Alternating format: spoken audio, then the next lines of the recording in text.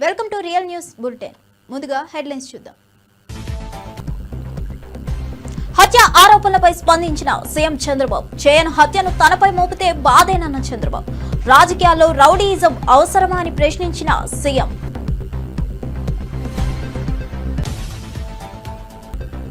లోకేష్ కు మంగళగిరి మహిళలు రాఖీ ఆశీస్సులు నాకు బలాన్నిచ్చాయన్న లోకేష్. మంగళగిరి ఆడబిడ్లకు రుణపడి ఉంటానన్న హామీ. తోబుట్టువులు లేని నాకు మీరు అక్క చెల్లెలన్న లోకేష్.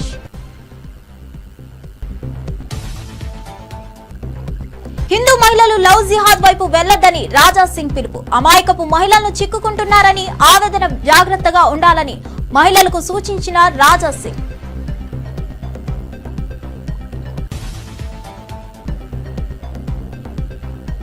విశాఖలో హోంమంత్రి అనిత రాఖీ కార్యక్రమం. యువ ఖైదీలకు రాఖీలు కట్టి అవగాహన కల్పించిన మంత్రి.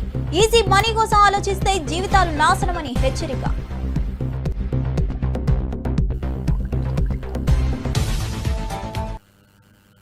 ఇక వార్త వివరాల్లోకి వెళ్తే, సీఎం చంద్రబాబు నాయుడు తనపై చేయన్ హత్యను మోపడం అన్యాయమని, ఇది తనకు బాధ కలిగిస్తుందని అన్నారు.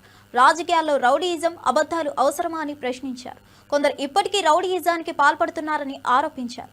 ఏజెన్సీ ప్రాంతాల్లో గంజాయి పండించి యువత జీవితాలను నాశనం చేసిన వారు ఇప్పుడు కపట ప్రేమ చూపిస్తున్నారని విమర్శించారు. తాను ఎప్పుడూ ప్రజాసేవకే ప్రాధాన్యం ఇచ్చానని, రాష్ట్ర ప్రయోజనాలే తన ధ్యేయమని స్పష్టం చేశారు. గిరిజన ప్రాంతంలో ఉద్యోగాలు ఇచ్చిన వ్యక్తి 1/5/11/86లో నందమూరి తారక రామారావు గారు. అవునా కాదా తమ్ముళ్ళు అని మిమ్మల్ని అడుగుతున్నా. అది కొన్ని సవాళ్లు ఎదుర్కొంటే రాజ్యాంగబద్ధంగా ఇవ్వచ్చని, మళ్ళీ నేను ముఖ్యమంత్రి అయిన వెంటనే దానికి మళ్ళీ నేనే ఒక జీవో ఇచ్చాను. GO number 3 2 April 2020. ఇప్పుడు మళ్ళీ 5 ఏళ్లు పట్టించుకోవాలా. 2020 అంటే ఎలక్షన్ జరిగింది 2024. అవునా కాదా? ఎవరి తప్పని నేను అడుగుతున్నా. ఎవరి తప్పు? వైసీపీ తప్పు అయితే చేతులపై ఎక్కెత్తండి.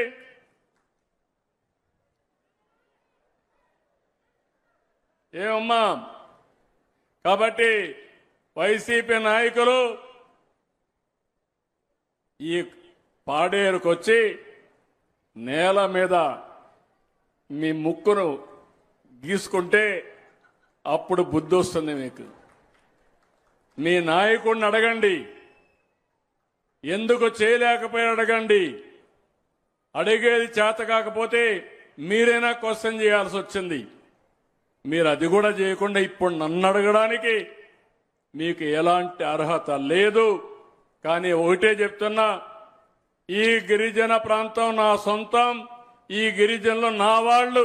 ఈ గిరిజనులకు అన్యాయం జరగడానికి వీలు లేదు. మీతో నేనుంటా. వాళ్ళు అనుకుంటున్నారు బాబాయిని చంపి వేరే వాళ్ళపైన నేరం వేసినట్టు. తప్పు చేసి మా నాయన పేరు చెప్పు, మా తాత పేరు చెప్పు. నేను వచ్చిన వ్యక్తి కాదు. నీకు నాకున్న తేడా అది. నేను ఒకటే సవాల్ చేస్తున్నా. చలో, ఏ గుడి కంటే ఆ గుడికి నా కుటుంబంతో సహా వస్తా, భార్య పిల్లతో సహా వస్తా. నువ్వు మీ అయ్య, మీ అమ్మ, మీ భార్య, మీ పిల్లలందరూ కూడా ఏ గుడికి వస్తారో రండి. మేము ఫోన్ ట్యాపింగ్ చేయించలేదు. ఫోన్ ట్యాపింగ్ నాకు నీకు సంబంధం లేదు.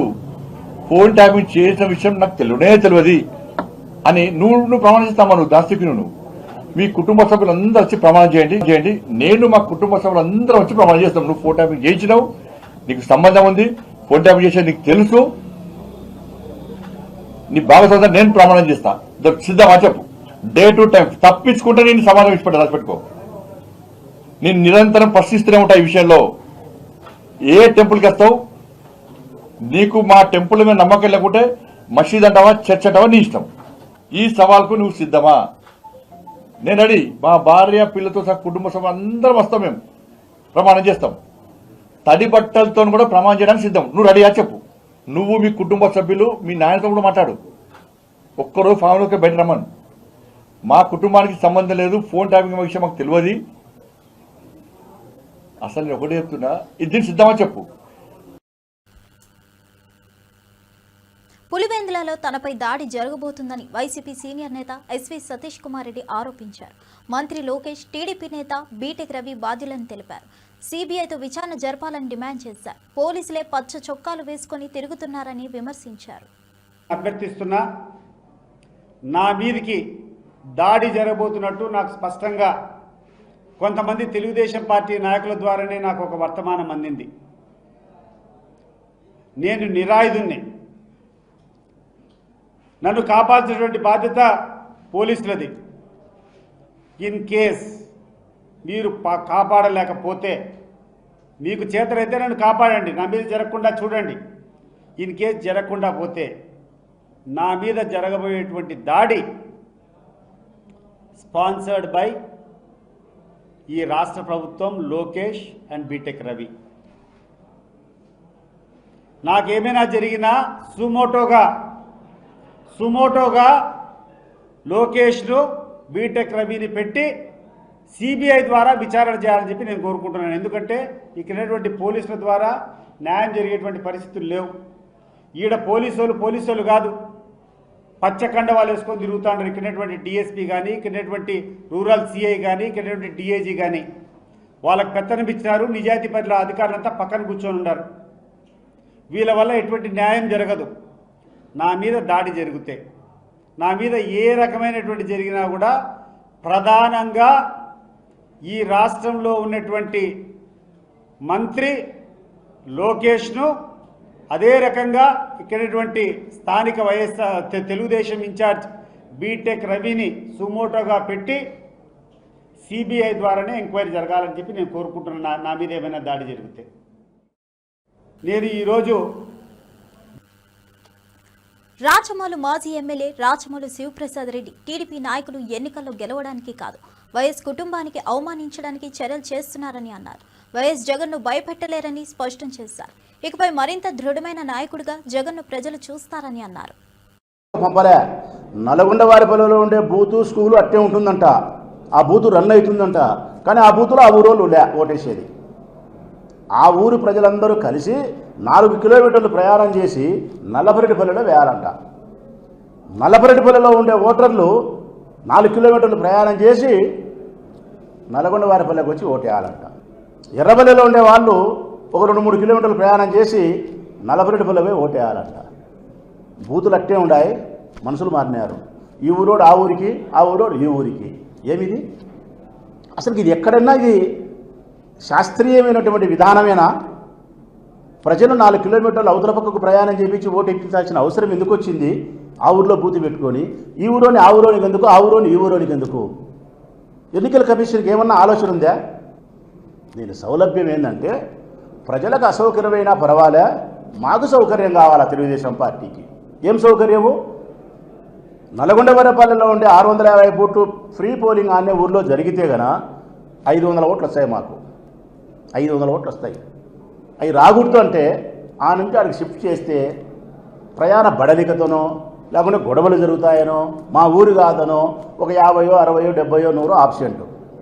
ఆ మధ్యలో 4 కిలోమీటర్లు ప్రయాణం చేసేటప్పుడు దారితో పిడి దొంగలు ఉన్నట్టు డెకాయిట్లు పెట్టినట్టు పెట్టుకొని దౌర్జన్యం చేసి బెదిరించే ప్రయత్నం.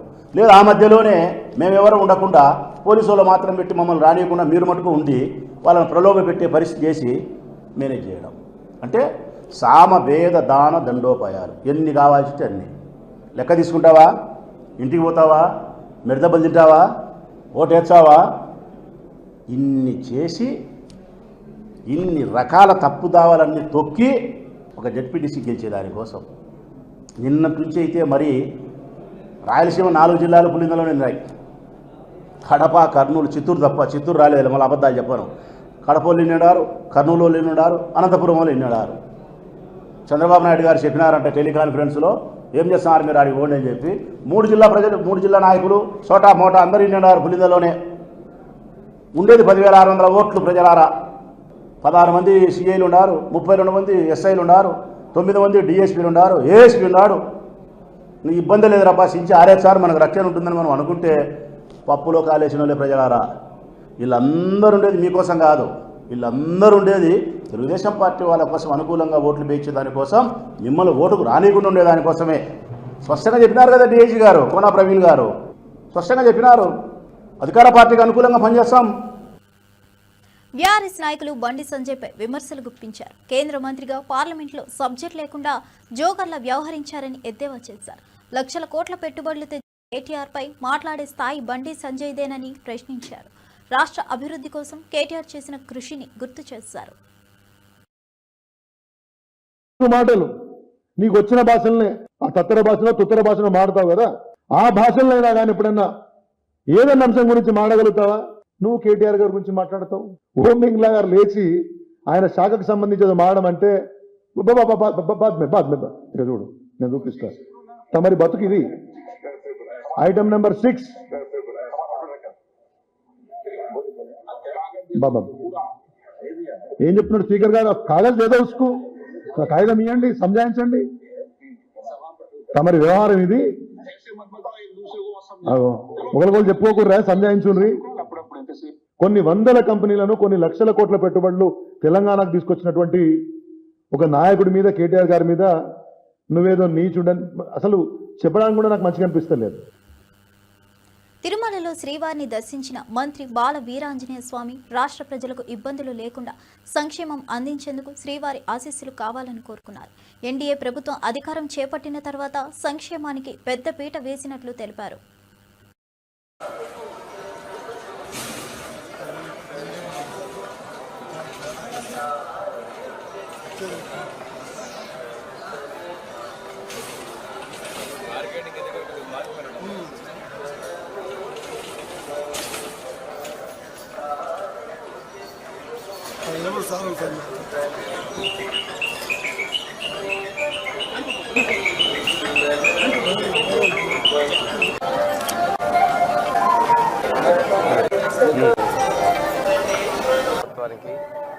ఈ అభివృద్ధి చేసేందుకు, సంక్షేమాన్ని అందించేందుకు ఎటువంటి ఇబ్బందులు లేకుండా ముఖ్యమంత్రి గారి సంకల్పమైనటువంటి సర్వాంతర సాధన P4ని విజయవంతం చేసే విధంగా చేయాలని చెప్పేసి మనస్ఫూర్తిగా ప్రార్థించాను.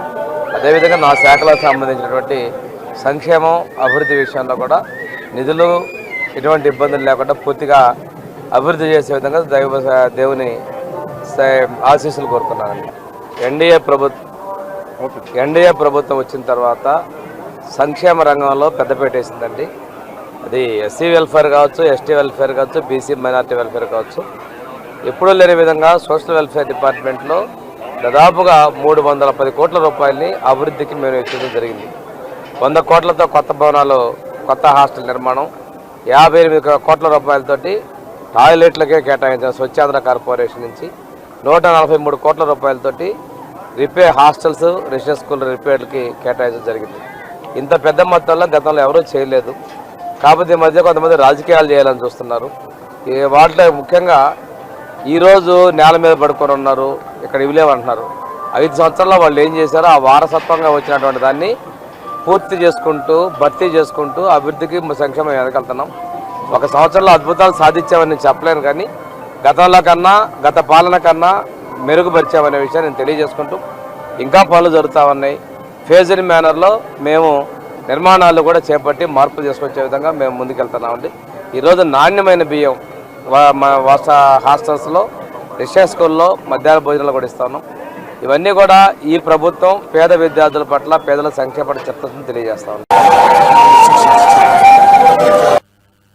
విశాఖలో యువ ఖైదీలకు రాఖీలు కట్టిన మంత్రి అనిత గంజాయి రవాణాలో పట్టుబడిన ఖైదీలకు అవగాహన కల్పించారు. ఈజీ మనీ కోసం ఆలోచించవద్దని, భవిష్యత్తు నాశనం చేసుకోకూడదని సూచించారు.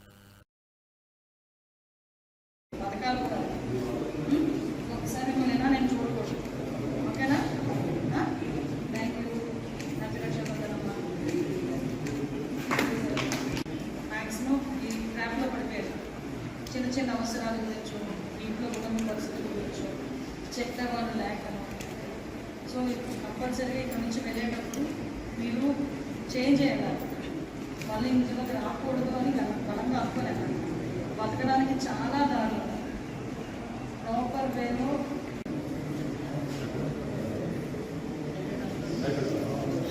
మిమ్మల్ని బాధపెట్టాల్సిన వచ్చింది కాదు.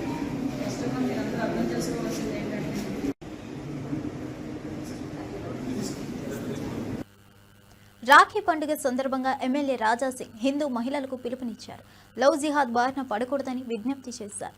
హిందూ మహిళలు జాగ్రత్తగా ఉండాలని సూచించారు.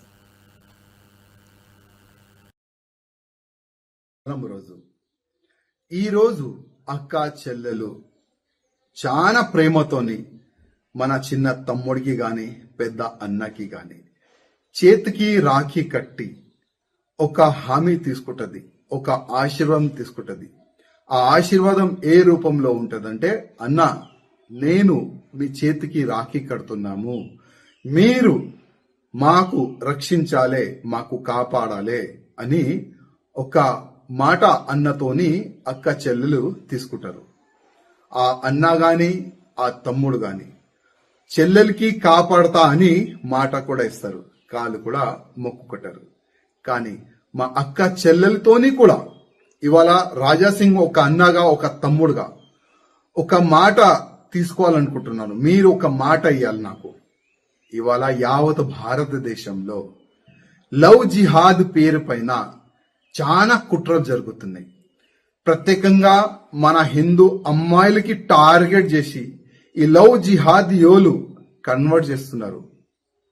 చాలా అంటే చాలా ఘోరంగా మన హిందూ అమ్మాయిలకి చంపుతున్నారు. మొత్తం ముక్కలు ముక్కలు చేసి ఫ్రిడ్జ్ లో ప్యాక్ చేస్తున్నారు. ఇవాళ యావత్ భారతదేశంలో ఇదే ఒక వాతావరణం క్రియేట్ అయింది. ఇవాళ అక్క చెల్లెలతోని నేను దండం పెట్టి ఒక రిక్వెస్ట్ చేస్తున్నాను.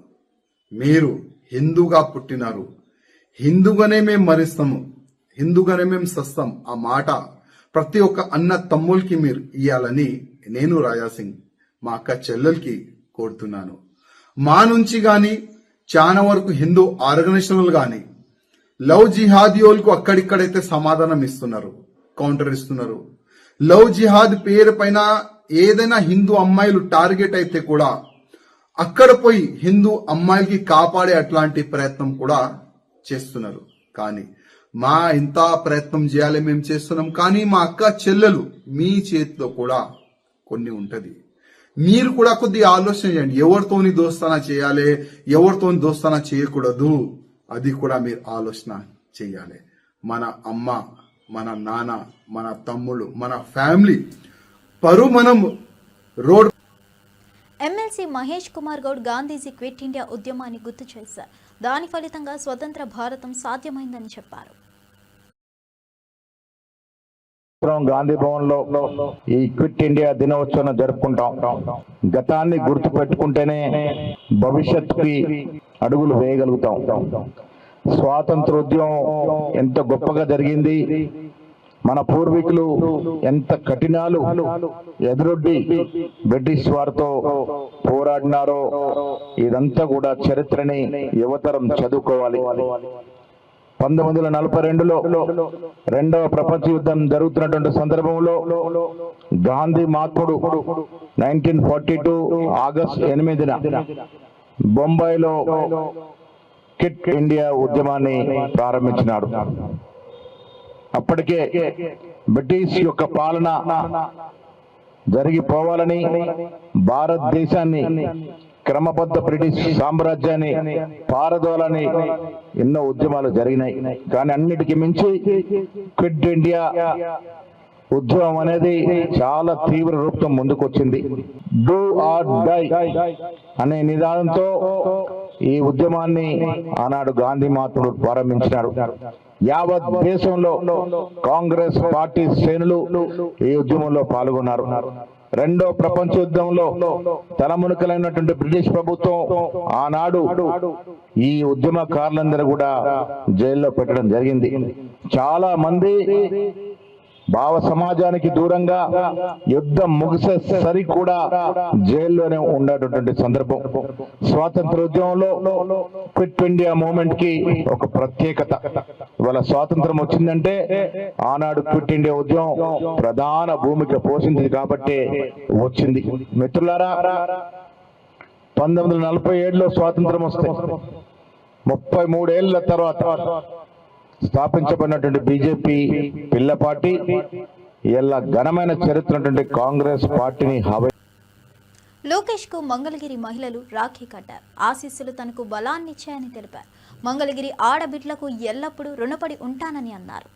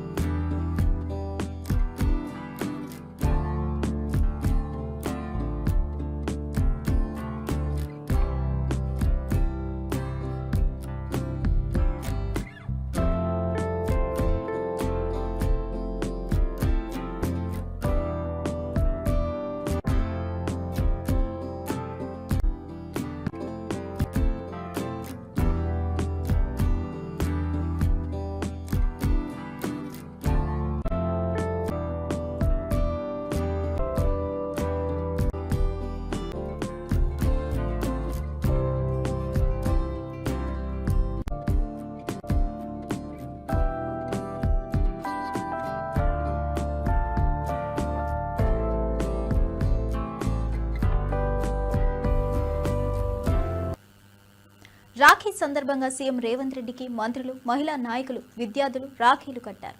ఉప ముఖ్యమంత్రి, మంత్రులు, స్పీకర్లకు కూడా రాఖీలు కట్టారు.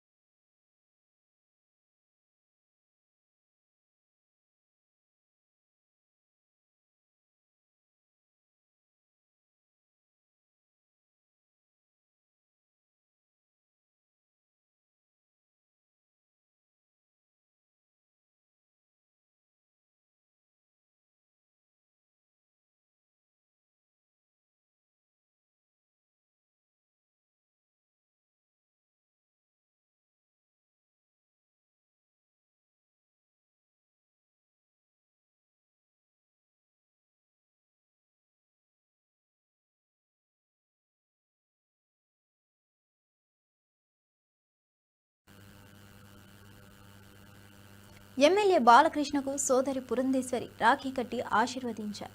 అన్నా చెల్లెల బంధం ఎప్పటికీ బలంగా ఉండాలని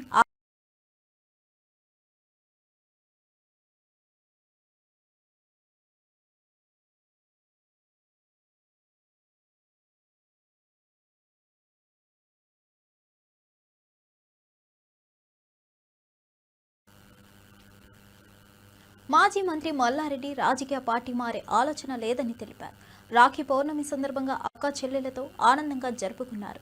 ప్రజా సేవే తన లక్ష్యమని చెప్పారు.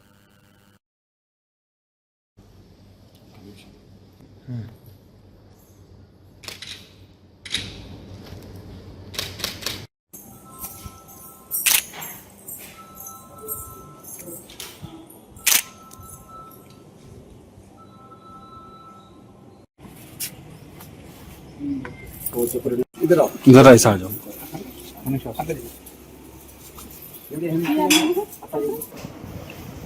రాఖీల పౌర్ణమి నాడే నేను ఫస్ట్ ఇంజనీరింగ్ కాలేజ్ 2002 ఆగస్ట్ 22 నాడు ఓపెన్ చేసుకున్నాను. ఆ రోజు ప్రారంభించినందుకు ఈరోజు పెద్ద ఎత్తున భారతదేశంలోనే పెద్ద 3 యూనివర్సిటీలు అయినాయి ఈసారి ఈ పండుగకు. అడ్మిషన్స్ కూడా ఫుల్ అయిపోయినాయి. పెద్ద ఎత్తున ప్రతి ఒక్కరికి కూడా అందుబాటులో ఉండేటట్టుగా యూనివర్సిటీ స్థాపించిన, దానికి తోడు డిజిటల్ హెల్త్ అనేది కూడా పెద్ద ఎత్తున మెడికల్ యూనివర్సిటీ పెట్టిన. ఏది ఏమైనా భారతదేశంలో మెడికల్లో కానీ ఇంజనీరింగ్లో కానీ వరల్డ్ క్లాస్ ఇంజనీర్లను తయారు చేయాలి, వరల్డ్ క్లాస్ డాక్టర్లను తయారు చేయాలని అది తప్పన అది సక్సెస్ అవుతుంది. దానికి తోడు ఈరోజు ఒక 5 ఫార్మసీ మెడికల్ షాపులు కూడా ఓపెన్ చేస్తున్నాం. ఎందుకంటే చాలా మందికి పేద ప్రజలకు అందరికి కూడా అందుబాటులో తీసుకురావాలి మెడిసిన్స్ అనేది. అందుకని అన్ని తెలంగాణ సెంటర్లు అంతా కూడా మెడికల్ షాపులు పెడదామని డిసైడ్ చేసాం. ఈరోజు 5 ప్రారంభిస్తున్నాం. 1 హెల్త్ అని ఒక అంబులెన్స్ కూడా ఒక 50 స్టార్ట్ చేస్తున్నాం. ఎందుకంటే అందరికి కూడా ఎక్కడైనా అందరికి అందుబాటులో ఉండాలి అంబులెన్స్లని. అవి కూడా టెక్నాలజీ పీపుల్ తోటి అలా ప్రతి ఒక్కరిని కూర్చుండబెట్టి అందరు చేసి ఎప్పటికీ అందుబాటులో ఉండేటట్టు, ఎక్కడ యాక్సిడెంట్ అయినా ఏ ప్రాబ్లం వచ్చినా 24 గంటలు 24/7 అందుబాటులో ఉండేటట్టు అంబులెన్స్ కూడా వనేత్రి కిందనే స్టార్ట్ చేస్తున్నాం. దానికి తోడు మా మల్లారెడ్డి హెల్త్ సిటీలో ప్రతి ఒక్కరికి కూడా డెలివరీ అయిన వాళ్ళకు 5,000 రూపాయలు CMR డబ్బులు ఇస్తున్నాం, చెక్కు. అదే మాదిరిగా డెలివరీ అయినాక 5,000 చెక్ ఇస్తున్నాము, 1,200 కిట్ ఇస్తున్నాం, కేసీఆర్ కిట్ మాదిరిగా. పూతలపట్టు ఎమ్మెల్యే మురళీమోహన్ ఒంటిమిట్టలో జెడ్పీటీసీ అభ్యర్థి ముద్దు కృష్ణారెడ్డికి మద్దతుగా ప్రచారం చేశారు. గ్రామ ప్రజలు, టీడీపీ నాయకులు బ్యాండ్ మేళాలతో స్వాగతం పలికారు.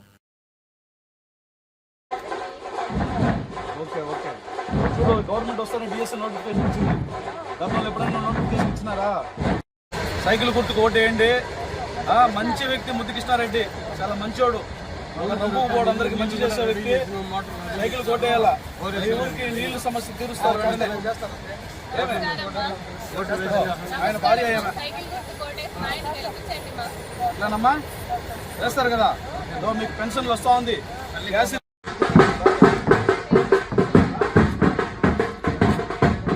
అమ్మా అది బిల్లు పాపది బిల్లు చెప్పు ఎమ్మెల్యే సార్. 8 మంది ఏమా రాసిన నెమ్మది కొట్టదా రానా జోబులో పెట్టినాను. ఏం కావాలి చెప్పు, ఏమి కావాలి సమస్య చెప్తాను. మాట్లాడిన రేపు రాంప్రసాద్ ఇంటికాడను డిసైడ్ చేసినాడు. ఒంటిమిట్ట మండలంలో ఎన్నికల సరళిని చూడడం కోసం, తెలుగుదేశం పార్టీ అభ్యర్థిని బలపరచడం కోసం ఈరోజు ఇక్కడికి రావడం జరిగింది. ఒంటిమిట్ట మండలంలో తెలుగుదేశం అభ్యర్థి ఖచ్చితంగా గెలుస్తాడన్నటువంటి బలమైన నమ్మకం ఇక్కడ ప్రజలను చూస్తుంటే స్పష్టంగా కనిపిస్తుంది. ఎందుకంటే దళితులు, బీసీలు అధికంగా ఉన్నటువంటి మండలం. దళితులు, బీసీలకి తెలుగుదేశం కూటమి ప్రభుత్వం చేస్తున్నటువంటి అనేక సంక్షేమ కార్యక్రమాలు చూస్తున్నటువంటి ప్రజలు, మనకు అధినాయకత్వంతో పాటు స్థానిక నాయకత్వం కూడా అదే పార్టీకి చెందిన వారైతే ఆ ఫలాలు మనకు బాగా అందుతాయన్నటువంటి ఆశతో ఎదురు చూస్తున్నారు. మీరు గమనించారు, ఎస్సీలకి గత ప్రభుత్వంలో 27 పథకాలని రద్దు చేయడం జరిగింది. ల్యాండ్ టైటిలింగ్ యాక్ట్ తెచ్చిన పాపానికి ఇదే మండలంలో ఒక రైతు ఏ విధంగా అసూలు బాసాడో మీకు తెలుసు. ఈరోజు ఇవండి ఈనాటి విశేషాలు. మరిన్ని అప్డేట్స్ కోసం చూస్తూనే ఉండండి రియల్ న్యూస్.